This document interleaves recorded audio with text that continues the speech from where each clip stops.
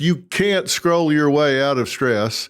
You can't cancel your way to peace, and no repeating mantras while your nervous system is under siege. It isn't going to fix the wiring either. I thought something was deeply wrong with me. It was a moral failing, not trying hard enough. It was a hardware problem. What triggered means is that you're carrying a loaded gun and someone else's finger is on the trigger. You are in direct control of your state. You probably just don't know it. Today, we're not coping, we're upgrading. And that starts right now.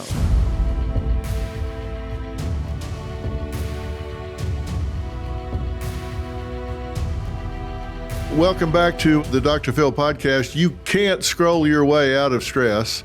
You can't cancel your way to peace, and no repeating mantras while your nervous system is under siege. It isn't going to fix the wiring either. Look, give it up. Today we're talking about the emotional landmines that we walk across every single day. It doesn't matter whether you're at home, you're at work. Certainly it happens while you're online. And we're going to talk about what it takes to stop being a victim of your own reactions. And you know how I feel about victimhood. You want to take that hat off. My guest today is a man who turned hacking the human body into a billion-dollar industry. Not saying it was his motive. I'm just saying it is what has happened, because this truly is a new frontier. You know him from Bulletproof Coffee, best-selling books, and brain-enhancing protocols. But this time, Dave Asprey isn't here to talk about caffeine or cold plunges, although I'm going to ask him about cold plunges. He's here to teach you how to biohack your triggers. His new book, Heavily Meditated, isn't about chanting your stress away. It's about rewiring your brain to reclaim emotional control. Now, hear what I just said, reclaim emotional control. You don't have to be a passenger. So if you've ever thought, why do I keep losing it? Why do I keep melting down? Why do I keep what they call today crashing out? Why can't I let it go? Or how do I stop this mental noise? Then you've come to the right place, because today we're not coping, we're upgrading. And that starts right now. So Dave, thanks so much for being here. Wow, that was a great intro, Dr. Phil. I appreciate it. Well, listen, I'm absolutely fascinated by everything that you've been doing. And we've learned a lot over the last few years that a lot of what we've regarded historically as mental health or mental illness really has a physiological, neurological component to it. And if we don't deal with that, we're not ever going to fix the other. Is that a fair statement? It is such a fair statement. So many of the times where I thought something was deeply wrong with me, it was a moral failing, not trying hard enough.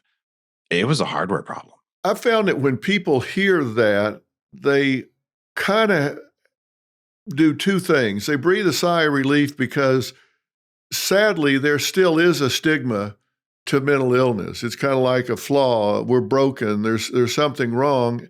And they're relieved to hear that it's something physical, neurological.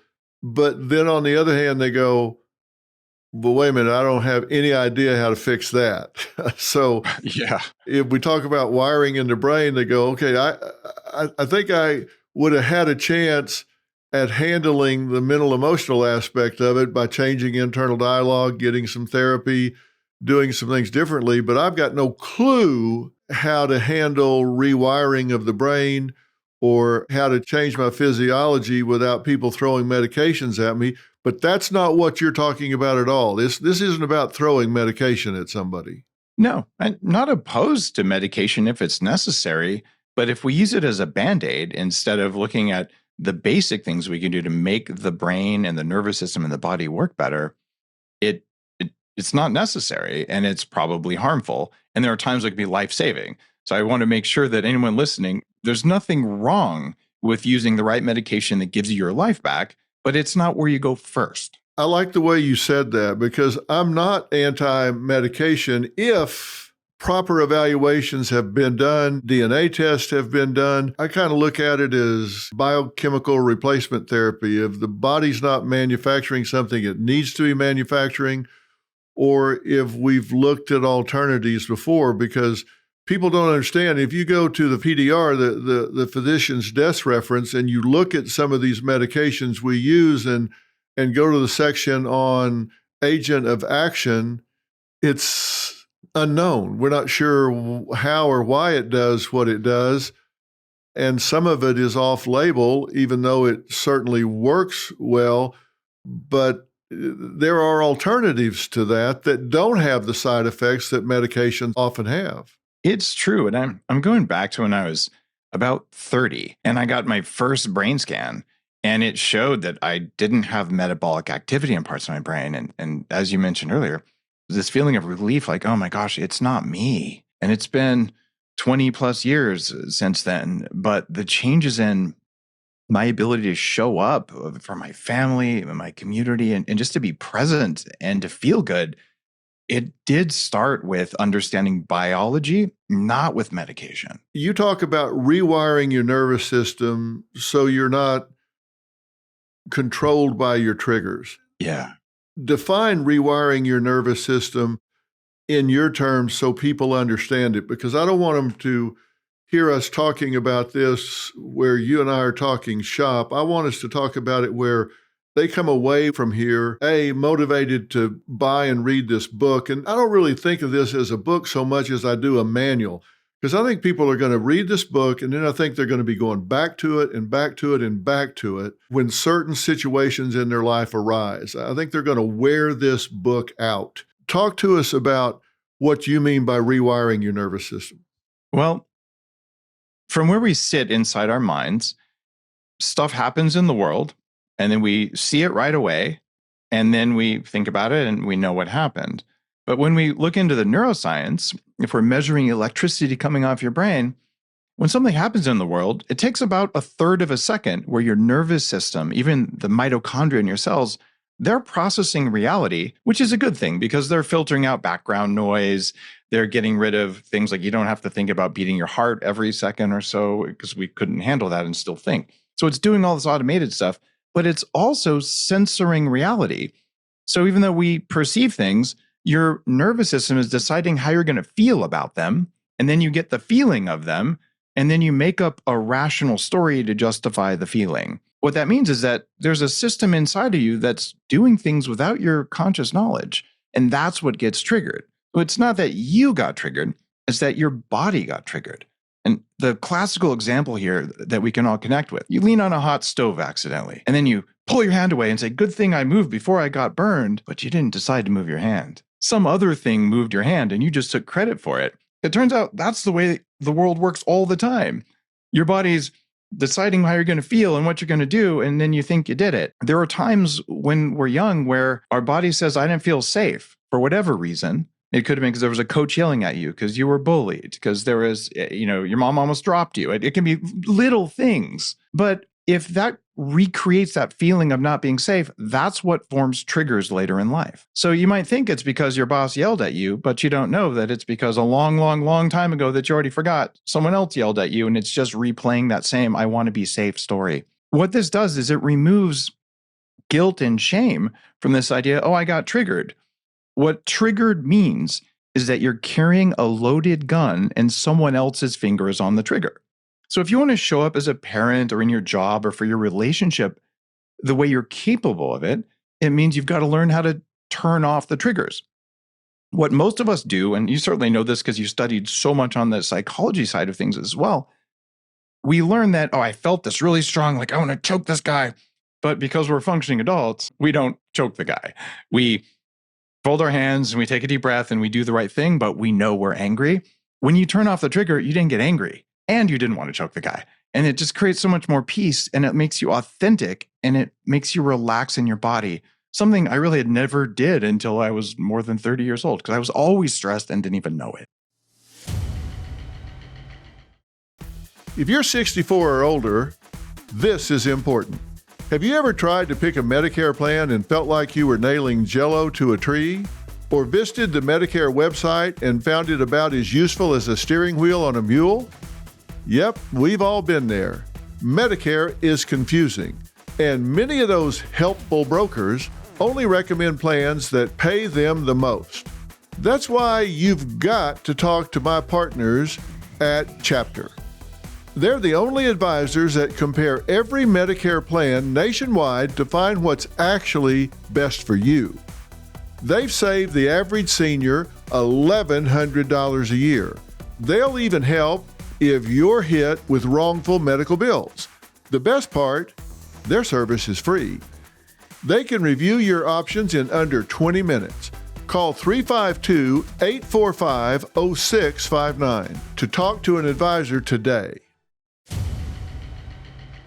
We've seen it so much with the advent of cancel culture, which I've seen that 3 times as many people are reluctant to speak out now than they were 75 years ago. I was just talking to a group recently about this phenomenon of what I call guilt by accusation. Yeah. There is this predisposition that people tend to feel guilty just by being accused.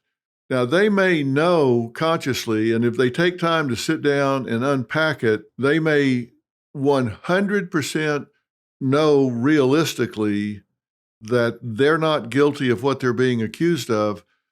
But because of these pre-existing triggers, when they're accused, they have a knee-jerk reaction of feeling guilt just by accusation. You know, everybody thinks about guilt by association. You roll with pigs, you're going to get muddy, so you got to be careful who you hang with. But this guilt by accusation really controls a lot of people. Let's break that down a bit and talk about how that happens with people, if we can use that example. Cancel culture is a form of violence. At the end of the day, your body in order processes reality and says, number one, is there something scary? These are all F words. Fear. If so, do something right away before you have a chance to think. After fear comes food.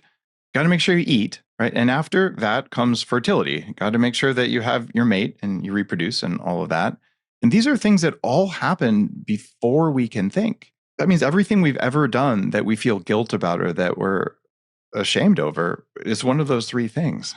The time you ate all the Ben & Jerry's, the time you went on the date you shouldn't have gone on, the time you procrastinated or you acted fearfully or you yelled at your kids or family, all those things, they're just survival things that happened before thought had a chance. But then we feel guilt over the fact that our body is running a program that we didn't choose unless we've done the work that's in heavily meditated. What makes me feel really good, though, is that the next F word that we use to process reality is friend.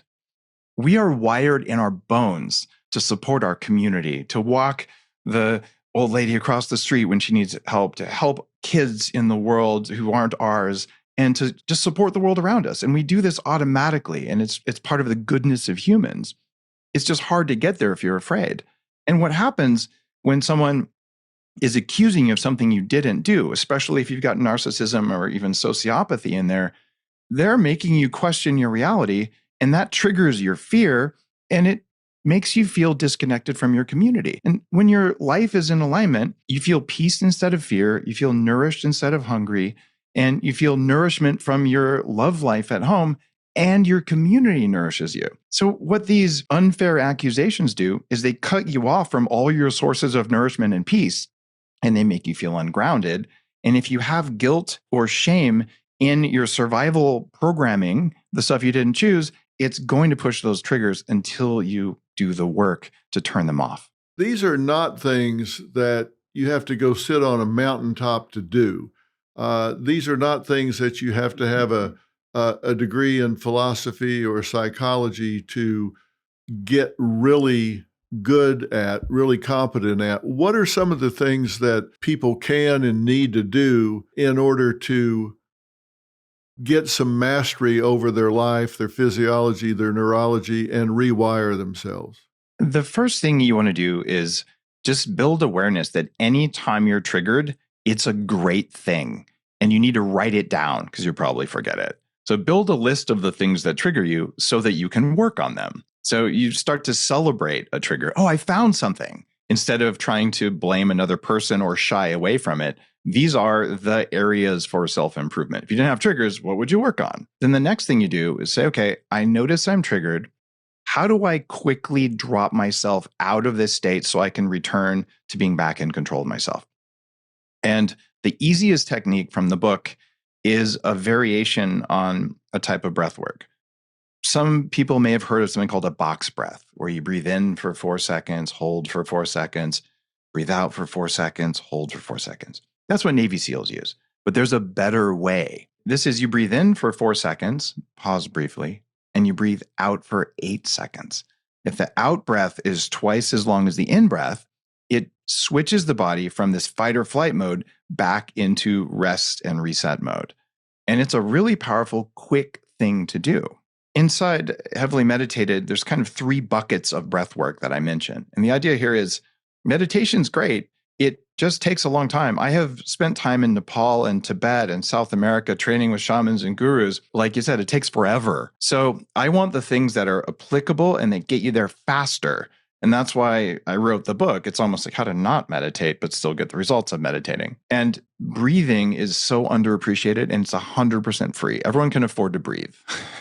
And that thing, twice as long on the out breath as the in breath, completely transformative. At the core of the book, there's something called the reset process that we can talk about maybe in more detail if you want to go there, which is how to permanently turn off the triggers. But the first thing is notice them and then do something right now so that you don't spend time meandering and dwelling and really suffering in that state. Because when you're triggered, that's when you're mean to other people, and that's when you feel guilty later. Yeah, and then that's a loop that you get in, and you react and feel guilty, react and feel guilty. And I've worked a lot with behavioral medicine, particularly in the treatment of chronic organic-based pain. I have found that some of the simplest and most elegant solutions lack face validity with patients, one of them being relaxation. And I don't mean chilling out. I mean true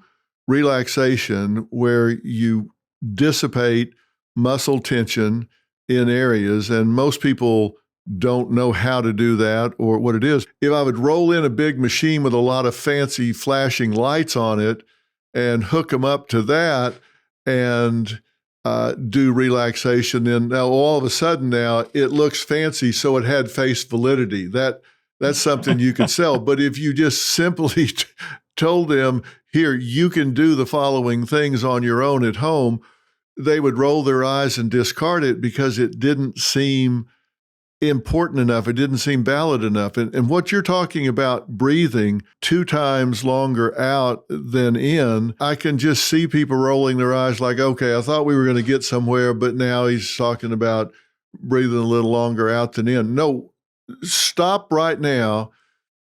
Don't roll your eyes and say, well, I thought it was going to be something meaningful. That is meaningful at several different levels.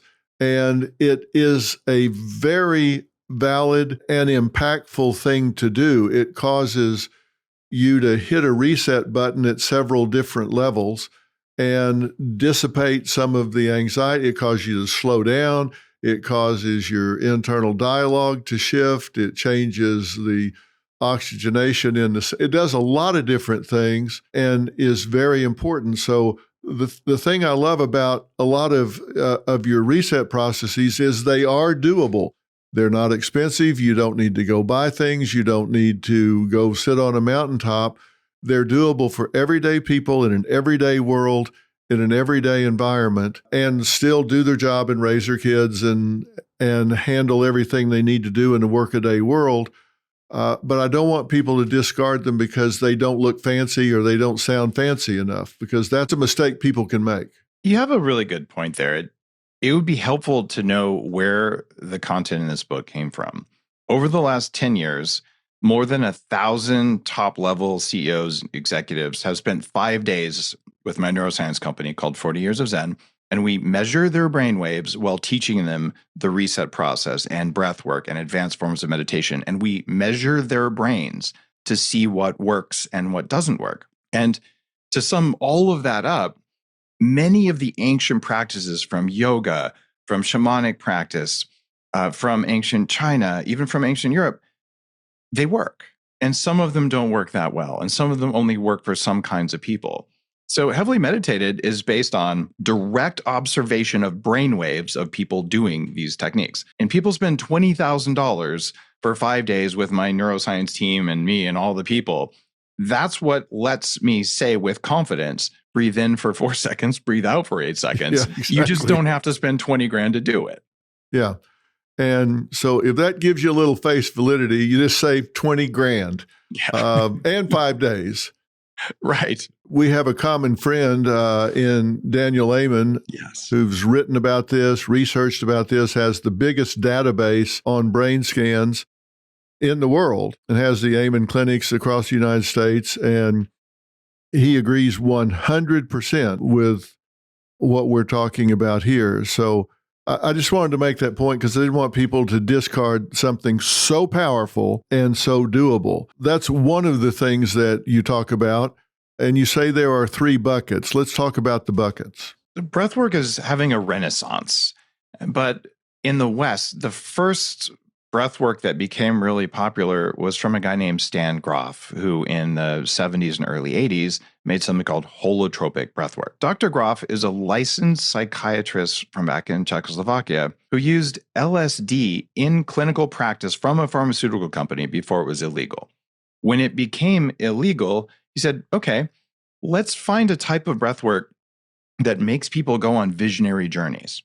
And that's what holotropic breathwork is. So one bucket is that kind of thing. Some people have heard of Wim Hof breathwork. This is rapid, deep breathing, and it's going to take you on a journey. And usually do this with a therapist. You can do it by yourself with a soundtrack. And that is for exploration of your inner states. There's another type of breathwork that is for calm focus. And a third type we just talked about, which is to reset yourself so that you can go out of this triggered state and back into a regulated state. You talk about all of these in detail in the book, and you talk about something called system override, brainwave hacking being the tactical follow-through. Talk about that a little bit. What happens when you're triggered is you get an excess of these beta brainwaves, and they're dysregulated. And no brain state is good or bad.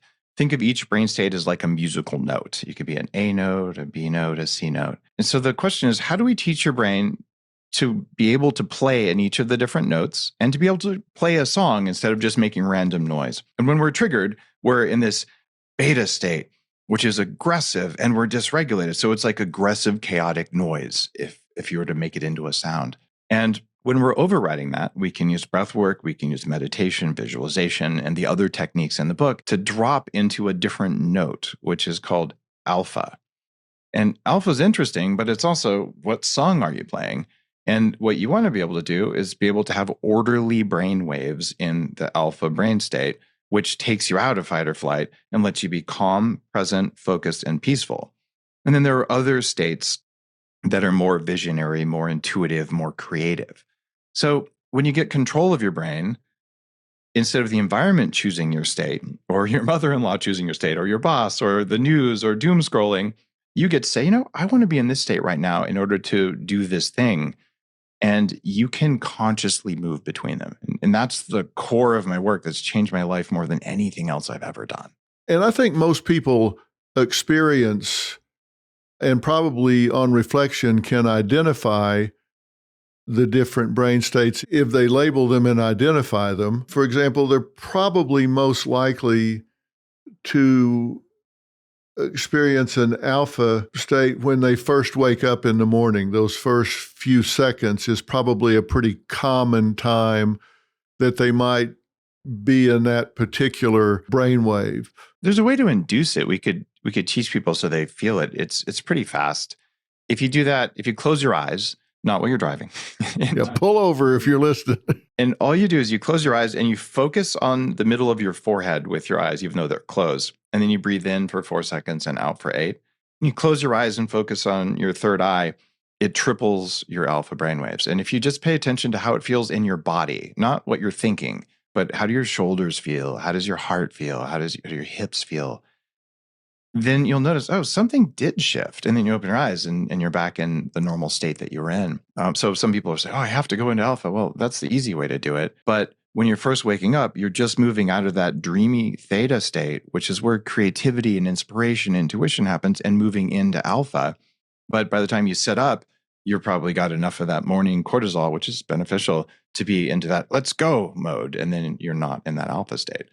Throughout the day, though, with the techniques and heavily meditated, you learn, oh, if I'm a little too amped up or a little too triggered or a little too doom scrolling, how do I reset myself quickly? And that little exercise can do it. Why do you think that does it? Why do you think that works? Well, I know that when I glue electrodes to people's heads, including mine, I've spent about 6 months with electrodes glued to my head to learn how to undo all the weird stuff I had going on, that you can actually see changes in the electricity in the brain. So we measure it directly and we know that it works. Why do you think it pushes people into the alpha state? When someone closes their eyes and we're measuring the strength of their alpha, you can look at your brain's making waves, like the waves coming in at the ocean. Well, how big are the waves? Are they the big surfable waves or are they just little waves? When you close your eyes and look up there, you get about 3 times bigger waves that we can measure. So we know that that's a quick way to shift into alpha.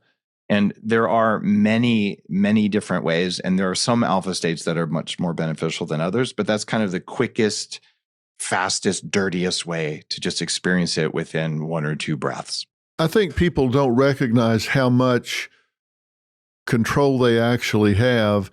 And if they get feedback about, and I did a lot of biofeedback training when I was in private practice and doing research. And when they got feedback, we didn't necessarily know why something had the effect that it did, only that it did. Yeah. And it would be different from one patient to another. But once they identified that this imagery, this breathing pattern, this mindset caused the change that we were focusing on, that we were giving them feedback, whether it was heart rate, blood pressure, certain brain states, or whatever. Once they identified, I don't know why this is true, but if I call up this image in my mind, if I change my breathing in this way, it does change that. And they had that power to do it. Really, their sense of being incapacitated, their sense of being a victim, their sense of being trapped really began to wash away, and they became a very active member of the treatment team. And once they became an active member of the treatment team, they soon became the captain of the treatment team, and the prognosis went vertical.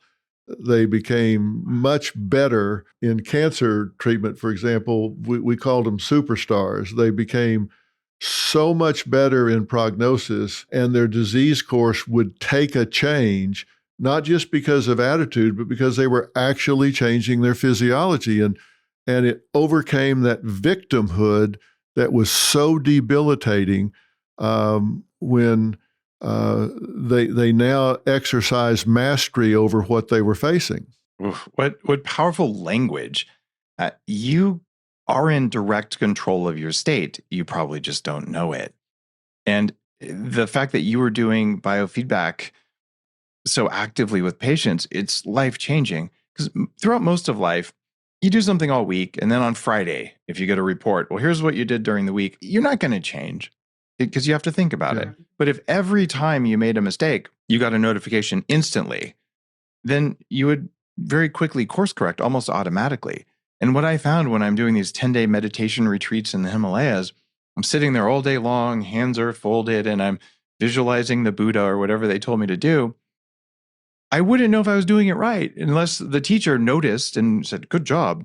And so the feedback was very slow and the progress was slow.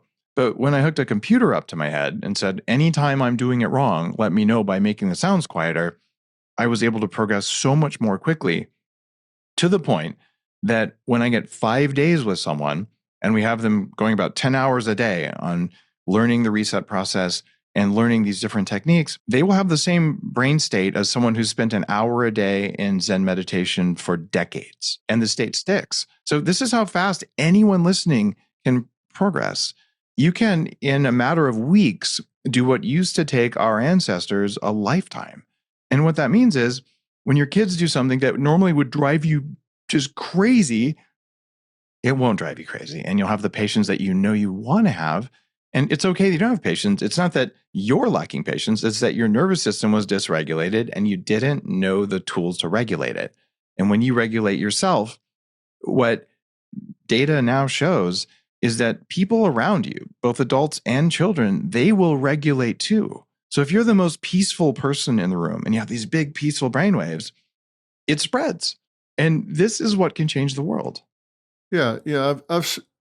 People often talk about you get from the universe what you put out into the universe. And I really believe that's true. I'm sure you've seen these studies. It's been replicated 1,000 times. You can show somebody a line of a certain length, 6 inches, 8 inches, or whatever, and then you can blindfold them and ask them to draw a line the same length. If you don't give them feedback, their efficiency at approximating that line is not very good. But if you tell them, okay, you're just a little short, and then they draw another one, then it gets closer. You say it's a little long, they adjust it down. And in a very short time, completely blindfolded, they're almost replicating that length of that line perfectly just by focusing and getting some feedback.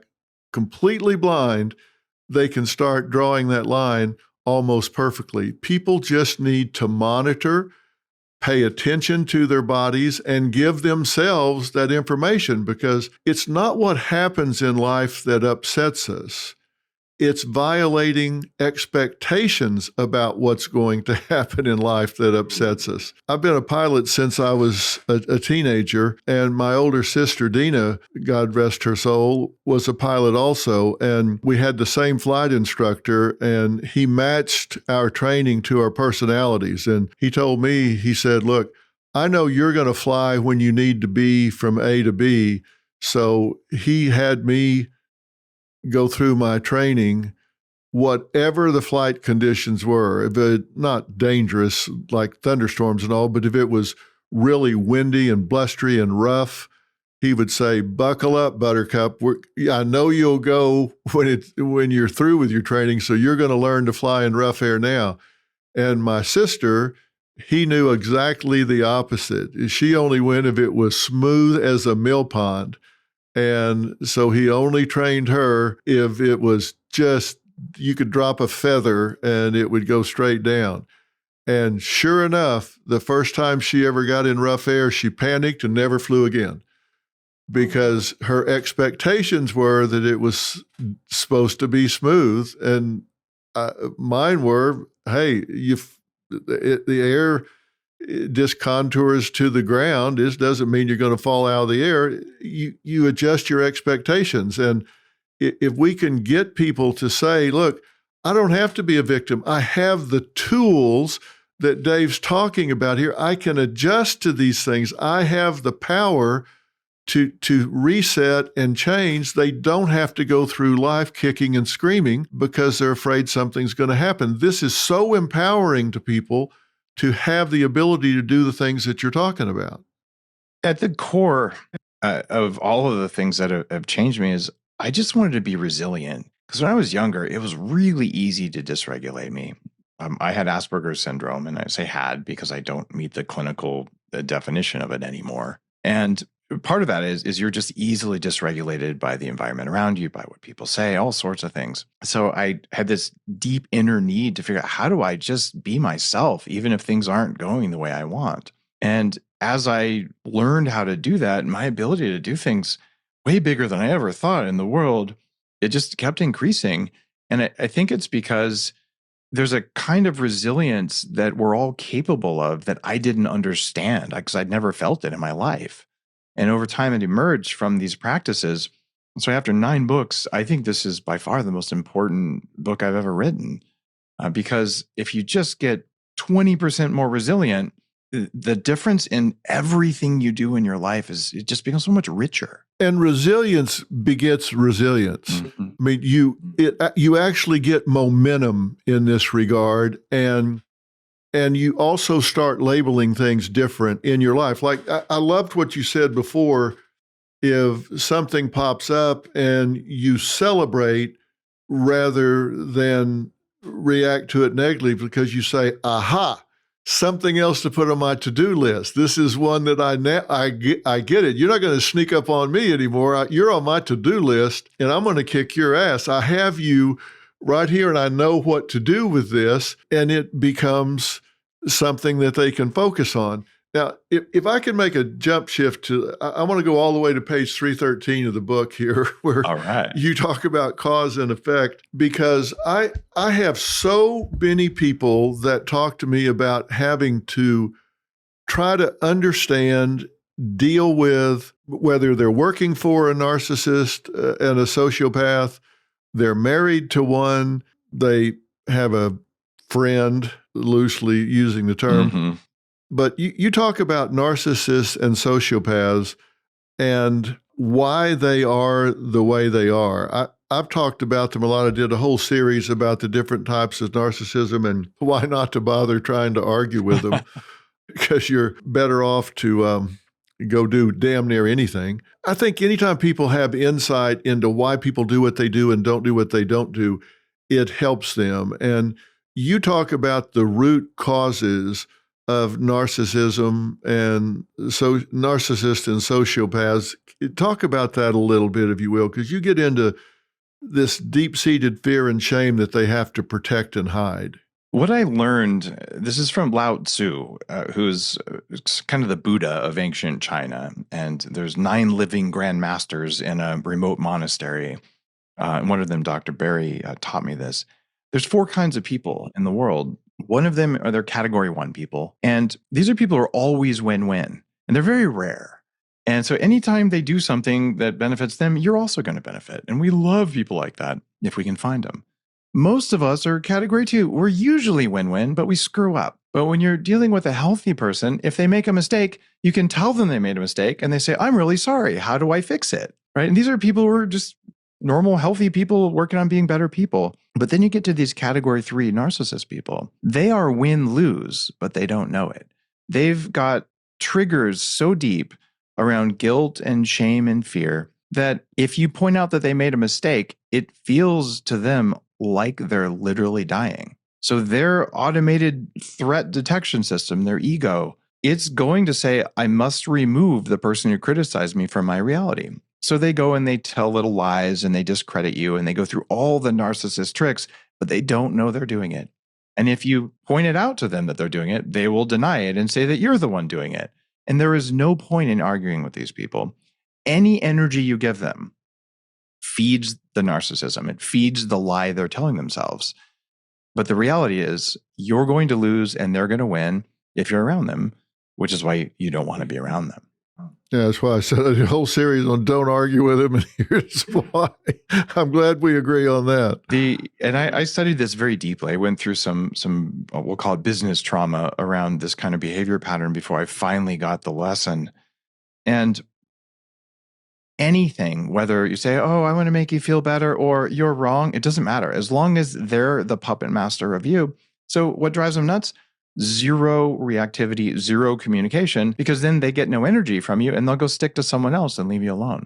It's the only thing you can do. Even if they're family, it's the only thing you can do. Right.